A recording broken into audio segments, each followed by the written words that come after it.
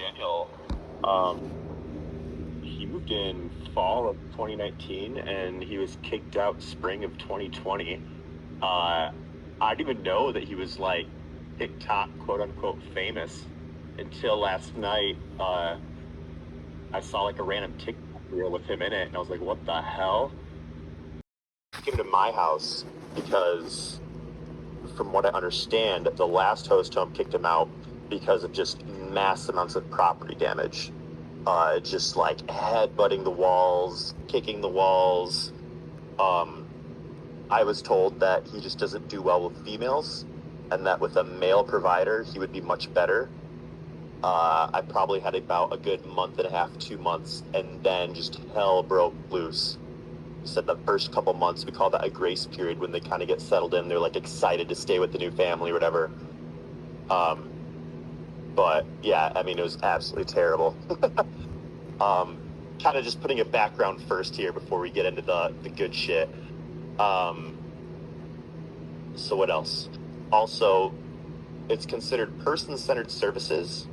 It's different when they're an adult. You do not have the ability to like take their human rights away. So if he does not want to take meds, he doesn't have to take them. If he's his own guardian, which he was. If he wants therapy, he has the right to have it. He can refuse. Employment, he can refuse. It's difficult.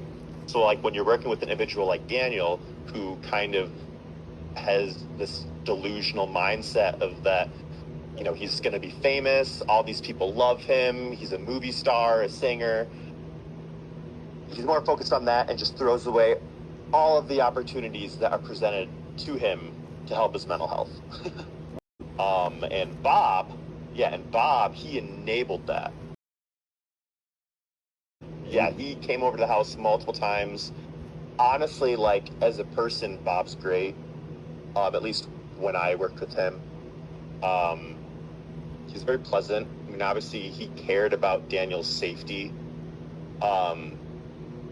But he had absolutely no idea how to work with someone with a disability. I'm still trying to get, like I said, I just discovered this last night, so I'm still kind of watching all the videos and the documentaries and updates on Daniel, which has been extremely interesting to see. I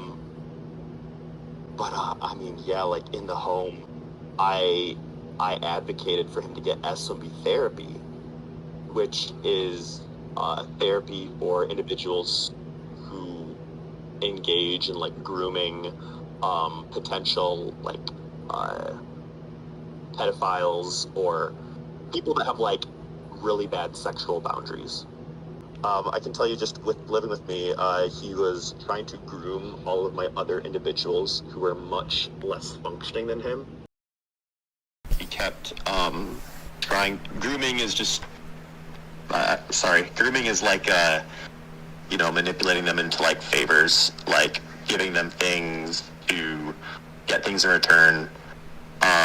He was doing that a lot, like sexually grooming people, bribing them. I was able to get cameras installed in the home, which is a very, very difficult restriction to get through the state. But because of Daniel's behaviors, I was able to get it through. I also saw there was an incident with like a toothbrush. That honestly doesn't surprise me. So when he got kicked out of my house, he basically was arrested at my house for assaulting his roommate. I had to like restrain him and hold him down on my front porch until police got there because he kept trying to bite me. Yeah, I have like a massive scar on my left forearm from him. But as far as like the toothbrush thing goes, when I had to clean his room out, I had found one of my used drumsticks that was all splintered, and it was covered in shit. There were multiple phone cords that were also covered in shit. He had a Barbie doll that was covered in shit. So he's a very sexualized individual.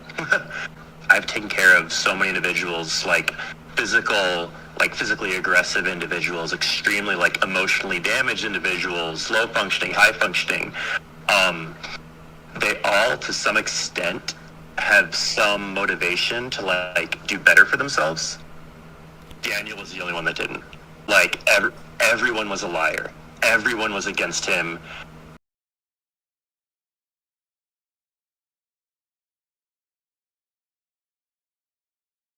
I know him very well. Do you know? So Ryan lives with me still. Yes, I've had Ryan from the start. Ryan has some similar sexual behaviors to Daniel, but Ryan isn't quite as high functioning, and he doesn't understand his actions as much. Typically Ryan will groom people, but Daniel kind of being more alpha in the sense that he has a little, his IQ is a bit higher, Daniel would groom him instead. And yeah, that was one of the individuals that I was talking about earlier, that he kept grooming in the household. There were multiple times where I would wake up in the middle of the night because my cameras would go off and Daniel would try to sneak into Ryan's room. Yeah, it went back and forth, but with no doubt in my mind, Daniel kind of controlled that situation. Yeah. He always used the term his fans, like, oh, my fans need to know what I'm doing, or my fans are waiting for me. That's why he refused to go into like day programs. They're kind of like a day rehabilitation center. He didn't want to engage in any of that because he was too devoted to, his fans. He did smell absolutely terrible. He would never shower, ever. And when he lived with me, he was really big into running. He would run miles a day. He used to do like 5K races and other stuff like that. He would run 10 miles and then just refuse to take a shower, and all I could smell was just sweat throughout my house. Yeah, I think when he lived with me, he maybe have taken 3 or 4 showers, and that was over the course of, like I said, maybe 8 months. We are certified. It's called NVCI, Nonviolent Crisis Intervention. Basically, we can go hands-on with an individual, like if they need to be restrained. Some agencies, they're hands-off. I don't know how that would ever work with Daniel. But there were some weeks where I was restraining him multiple times a day, and I had to restrain him because he was hurting himself. He would bash his head in the wall so much. Yeah, just bleeding from his face. One time I had to take him to the hospital. He was doing it so hard, he literally started bleeding from like one of his eyelids. I try not to call the cops in my home. Some providers, they basically have 911 on speed dial. I only call like when it's truly out of my control. I think I only called the cops on him twice.